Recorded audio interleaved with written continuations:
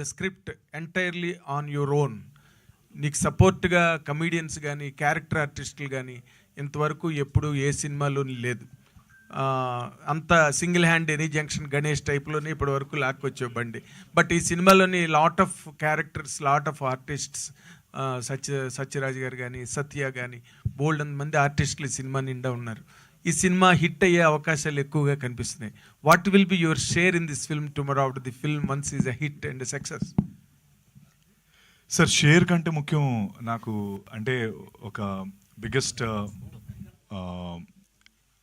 Burden అనే చెప్పాలండి. నాకు హిట్ అవ్వడం చాలా ఇంపార్టెంట్. ఎందుకంటే ఎంత ఎంత కింద అంటే మామూలుగా నాకు డైరెక్టర్స్ వచ్చినప్పుడు ఆ క్యారెక్టర్స్ చెప్పినప్పుడు నువ్వు దూకాలి, పాకాలి, లాగాలి, వాట్ ఎవర్ పాటలు పాడమంటారు పాడతాను, డ్యాన్స్ చేస్తాను.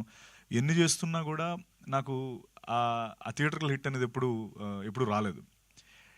ఆ ప్రాసెస్లో నేను ఓకే ఏంటి రీజన్స్, ఎందుకు రావట్లేదు అంటే, ఓకే సత్యదేవ్ కోసం సినిమాకి వెళ్ళాలా అని అనడం నేను విన్నాను.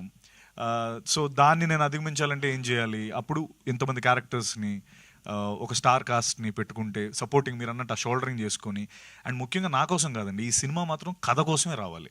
ఇది నా కోసం కాస్ట్, ఇదంతా కేవలం మేము అంటే this the poster, but that world building, దాని వెనకాల ఈశ్వర్ రాసిన కథ ఏదైతే ఉందో అది అంటే నేను ఎక్స్పెక్టేషన్స్ పెట్టుకొని రండి అని చెప్పాలని ఉంది లోపల. బట్ ఎందుకులే అని ఆగుతున్నాను. బట్ చెప్పేస్తాను, ఎక్స్పెక్టేషన్స్ పెట్టుకునే రండి.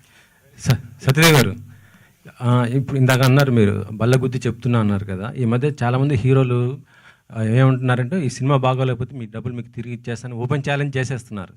మీరు కూడా అలాంటి ఓపెన్ ఛాలెంజ్ చేస్తారా? సినిమా బాగోకపోతే మీ టికెట్ డబ్బులు మీకు ఇచ్చేస్తానని. సార్, నేను టికెట్ డబ్బులు ఇచ్చేస్తానండి, గ్యారంటీ. కానీ నా అకౌంట్ నెంబరు లేకపోతే నా ఫోన్ నెంబర్లు మార్చేస్తాను అంతే.